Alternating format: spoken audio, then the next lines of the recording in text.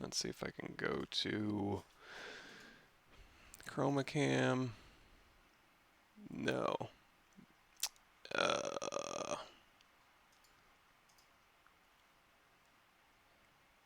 And now it's busted. Great. I was hoping to not have to have my green screen behind me, but it doesn't look like that's going to work. No, won't do it. Alright. And it also kills my stream cam completely. Good to know. Video capture device. Stream cam. Yeah, and it just stays busted. Alright, well, we won't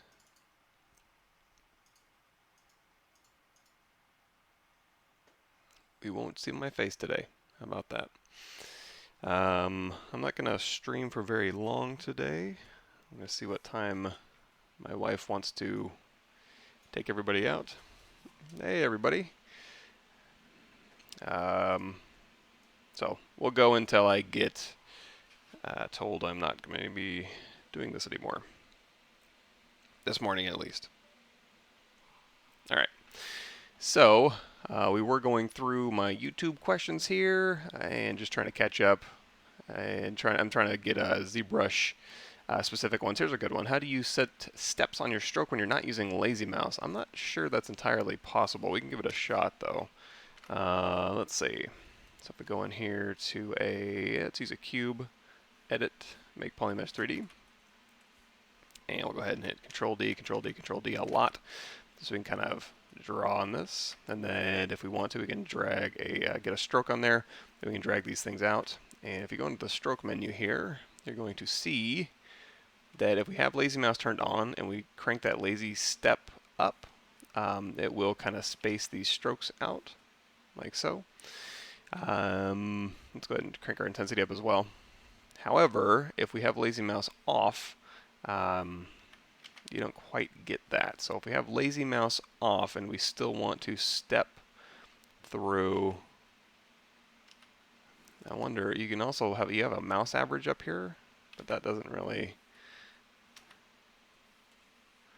that doesn't help you a whole bunch. Yeah, I mean, the good news is your lazy radius can be very small, and you can still get that effect.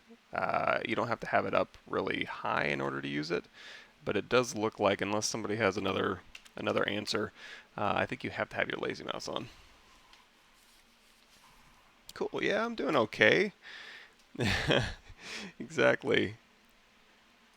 But, yeah, trying to get back in the swing of things. I'm trying to get more art back into my schedule. So, and again, trying to just get caught up here.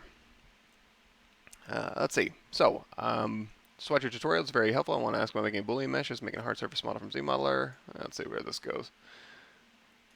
After I press make Boolean, my subtool topology create n-gon topology on it. And you see how to clean up quad polygon again because I exported an OBJ file loaded into Cinema 4D. It creates a weird n-gon topology on it. That would be using, I mean, I would use ZRemesher for that. And you don't have to use, do you want to keep changes, discard? Oh boy. Alright, let's just turn this off, sorry. Let me know if anything weird's going on with my stream besides my stream cam not working. I was really hoping to have an automatic green screen behind me, and it worked for a minute yesterday, but after a restart, it doesn't seem like it wants to work anymore. So I'll have to figure that out. But anyway, so if we go in here and we grab a, I guess it doesn't really matter. We'll grab a cylinder 3D here, and then we'll make a polymesh. And once you've made something a polymesh, you'll be able to just bring in any primitive on top of here. So we can go to append, and we can grab a sphere, and we'll go ahead and select that sphere, and we'll move it up, and we'll scale it, I guess, down and move it out. And we can use this as a way to slice through our Boolean this object, so we'll make it a subtractive. And just for fun, we'll go ahead and append a cube here, and we'll move this one to this side here and down, and we'll go ahead and scale this out just a little bit here. So now if I make both of these subtractive, turn on live Boolean, this is the result we're going to get, like so. And of course, since these are live Boolean, I can just tap Alt and select these, and we can just change these on the fly. So this is the result we're going to get.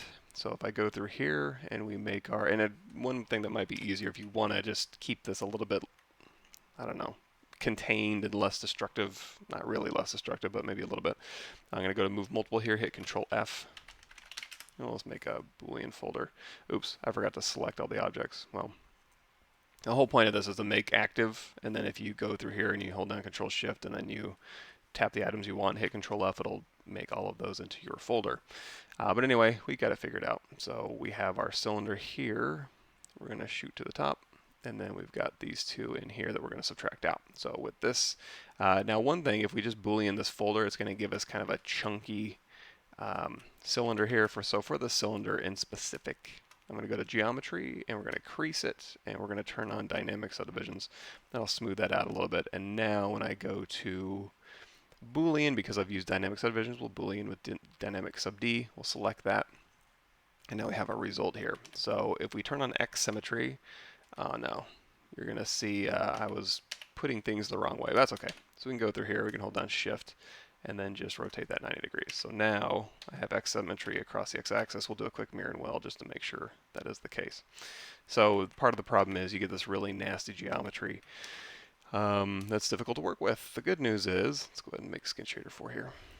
If you go down here to your, what am I looking for here? ZBrush, Geometry, ZBrush. And if you go here and you say Detect Edges, and then you hit, let's do ZBrush. It'll go through and give you new geometry, and it'll kind of maintain those. It'll also go through here and crease your edges. So the good news is you can also say keep creases, and you can go half, and then just keep hitting ZBrush and half until you get down to the required topology you need. Now you can keep going down really low and use this more as a sub D mesh. So now what we can do is we can keep those creased, and we can say turn on dynamic, crease level of 2, smooth sub div of 3, and then that's the result we'll get. Nice clean geometry here. You can also do, if we do Shift D, down here under creases, you can hold down Control, not ZBrush, creases, hold down Control, and just bevel these things out. So you'll see you can kind of control bevels in between polygroups like that. So something you can do. Hey everybody, thanks for showing up. Just going through some comments here. Yes, yes, yes, yes, yes. What's the 3D character channel you're subscribed to? If I had to guess, that's probably Shane Olson's character channel. Yes, my Discord, that's a good point. Let me, I need to be better about dropping in there every day. Go ahead and open that up. Yeah, trackback files. Okay, so now these ones we went over in our last live stream here, so you can see that on my YouTube channel if you want, or my Pixelogic channel. And keep going, sorry. I'm trying to get, sure. Allowed to use triangles in topology? Yes, you are.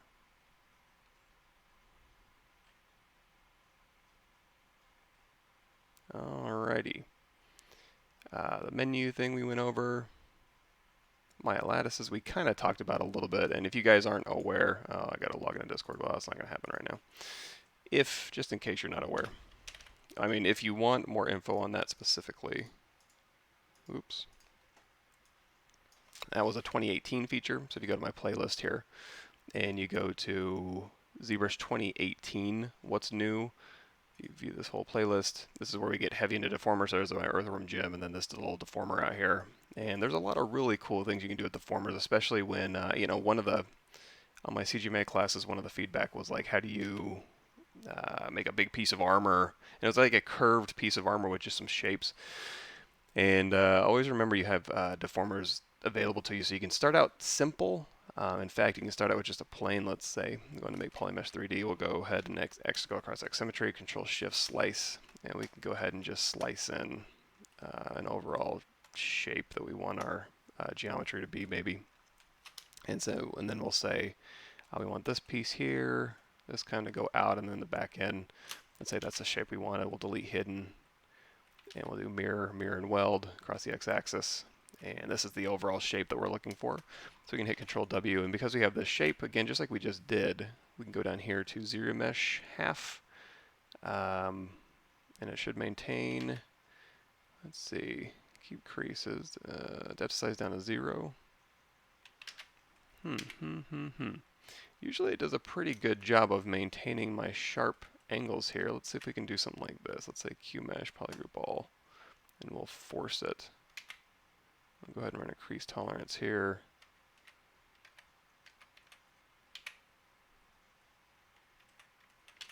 Let's see, keep creases. There we go. So we can just keep doing half here. And this will give us our overall geometry. Now if we go too low and we want to go through here and use a deformer, so one of these would be like, okay, I wanted to taper this object. I decided that it needed to change. So this is kind of like a fall off style taper here. You can change the exponent on this. If you taper it down, you can go through here and you can change where that fall off is happening. However, if you don't want any fall off, you can just crank that all the way down to the bottom, and then it'll be more of just a linear fall off. If you want a little bit more control, and you can also bend it. So you can go down here, you can do a bend arc, and you can like bend it forward or backwards, and that can be the start of like your, armor piece here. You can also, if you go back in here and you want a little bit more, you have a deformer, deformer hard, deformer soft. Deformer hard is if you want something. Let's go ahead and make these little orange ones only have one. Then Control, oops, not Control Alt, Control Shift. You can go through here and you can scale these out if you want to kind of taper these in, or you can non-uniformly scale them. You can even do this way if you wanted to like taper it out to a point like this. So let's say we're happy with this, and let's also say we want to go ahead and rotate this around, and then we want to say we'll do a bend arc on top of that. There we go. And now you're free to, we can also do, turn on dynamic, crease level of 3, smooth it before, and then, this could be the start of that armor piece. And it started out really simple. It was just kind of, you don't have to slice through a shape. You can draw the shape. You can just box model the shape. It's not a big deal, but just arriving at that shape and then using the deformers to kind of fine tune it for your other shape. Is it possible you can show some rigging in ZBrush? I can do a little bit. Well, let me see. Because I want to say, let's go back to my YouTube channel here.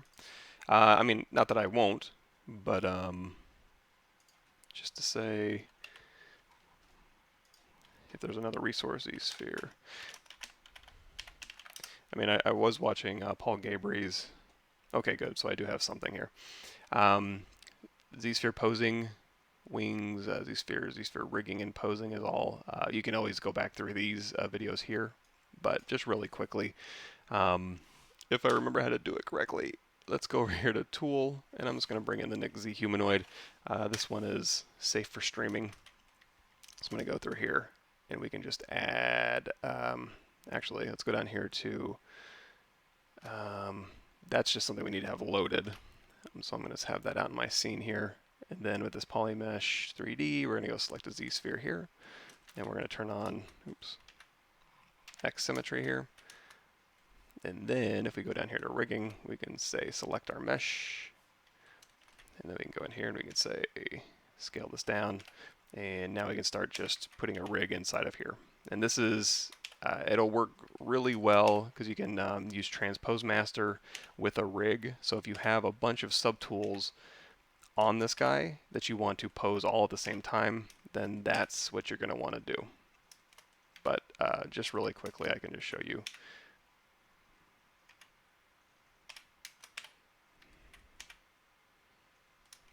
Whoa. And my monitor just went out. There we go. We're back. Just nothing but problems this morning.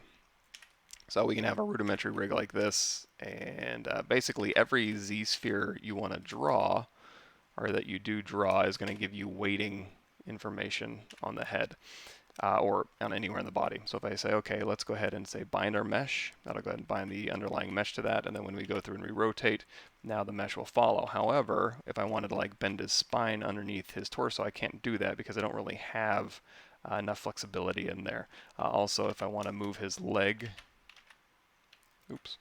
Q. There we go. So bind our mesh here, and hold on just a second.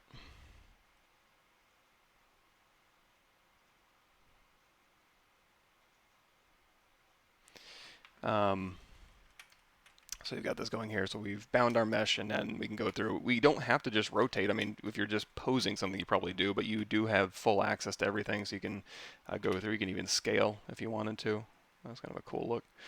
So feel free to do that. However, if you want to put in helper joints, as you see, we kind of lose volume back here on his butt. So what we can do is we can actually, let's go out of bind mesh, hit Q, and we're going to put in some helper joints here, and this allows us to maintain volume back here. You can do the same thing in the chest. So if we want to add some spine in here, and then, oops, off of these,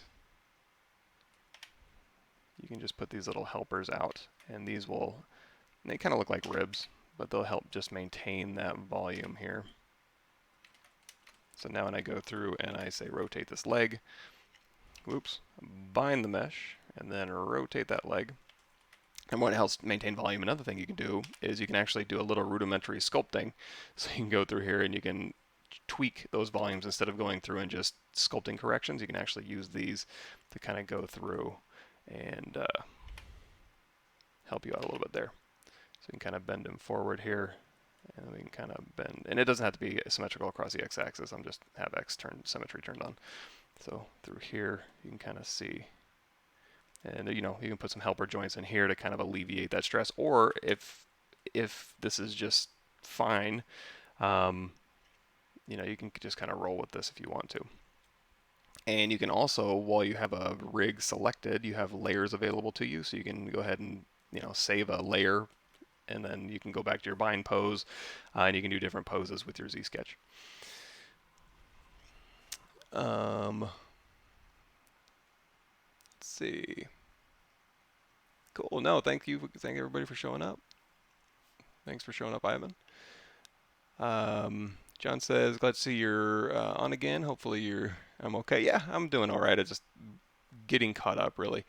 I know you're a principal character artist. However, any chance of a one-off environment episode on an environment, art, and props? For me, the only difference between, especially when you're talking about props, the only difference between a character prop and an environment prop is the prop goes on a character. That's really all it is, especially if you're doing armor sets or you're doing, I mean, yeah, you have to know a little bit of anatomy if you want to get into like character creation or like setting up base bodies and stuff. But if you're just doing armor sets, it's not that different than just working on a fire hydrant, honestly. It's just taking, the overall thing is just taking a shape, or taking any object, taking any visual target that you have and breaking it down, going through your problem solving steps and going, okay, what's the most elegant way I can achieve the look I'm going for or this asset? And it's literally no different than taking a shoulder pad or a mailbox. But yeah, I mean, if you have something in mind, especially on the prop side. Now, on the environment side, it does get a little bit trickier because when you start getting into things like terrain, world building, basically doing things very highly optimized, at that on the prop level, it's just making a prop, generally speaking. When you get into environment art and you start getting into terrain and foliage and world building stuff and level design and portaling, and they have to start thinking about, and it's not an easy thing to do, performance overall. So it's going to end up being how many tricks, how many fake things can you pull off, how many modular sets can you use, how many, what's the best way to utilize all of your textures and your geometry into memory so that it looks very high fidelity, when in reality it's just the same stuff over and over again with very few polygons, very few draw calls, very few textures, and if the textures you do have are like mass based, they're surprisingly low res. Your materials are tiling. It's a big. I mean, you can do the same thing on characters too, but on environments, it's especially important. Yeah, no problem. Let me see. I had Oh, cool. I'm glad I was able to answer some question a while back. Have you seen the new remesh function in Marvelous Designer? I haven't. I need to. I'm actually a version behind. That sounds good though. That might be cool. And really, if you go through here, that's essentially what I do. Is so it would be just using the ZBrush functionality to kind of take my project and ZBrush on my Marvelous Designer. I do that's exclusively what I whenever I'm using Marvelous Designer. I always come back into ZBrush and kind of get them up and running. Oh, okay. All right. I knew this was going to be a short one. Is there a way to export those Z-sphere to joints in Maya? Actually, I think there is. If you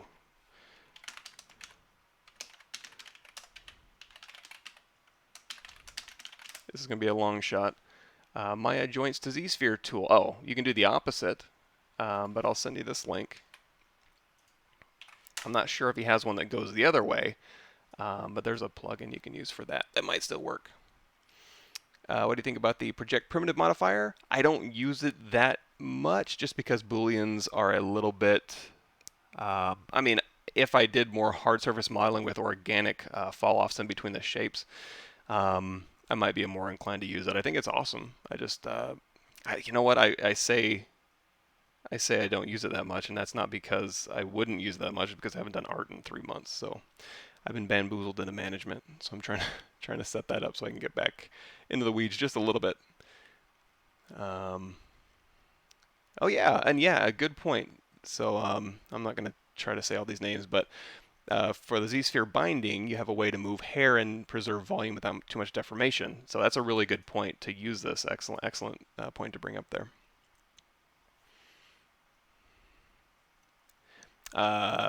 Like to see you from the texturing part is a little different. Tiling textures from meshes and ZBrush and making trim sheets. Oh, yeah. I understand. So I do a little bit of that. I have to leave right now. However, there's an awesome plugin for ZBrush tile. Oops. Here we go. Oh, come on. Really? Really? There you go. Nano tile. Joseph Drust, I think he made this plugin, and he has some. Oh, also, so Nano tile is a good one. I think this is its own. Now that our seeds are created, we playlist. So I go through and I make seeds, and then we just tile those. And this isn't probably anything new for you specifically, but anybody else watching that doesn't know about this. So nanotile's a really good one, and then also Glenn.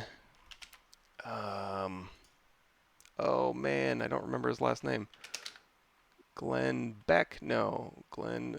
Glenn. Am I subscribed to him by any chance? I should be. Glenn Patterson. There we go.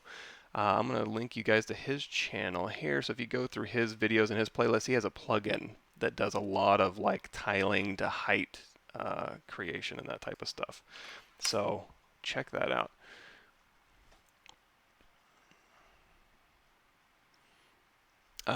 Using curves and you have duplicates of the same mesh when it comes to retopologizing, does remesh have to be manually retopoed, or is there any trick for it?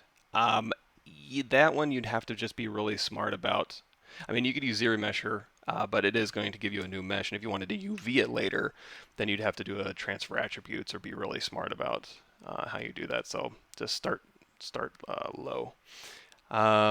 Discord channel, is it still up? Can we join? Yeah, it's still up. Dang it. Okay, let me get this really quickly. Hold on. This should just take me a second. Username and oops. Password.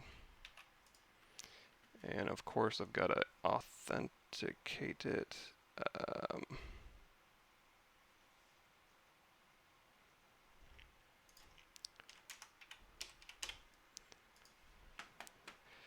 Okay. And then me, and then general, whoops, create instant invite, copy, paste. There's Discord.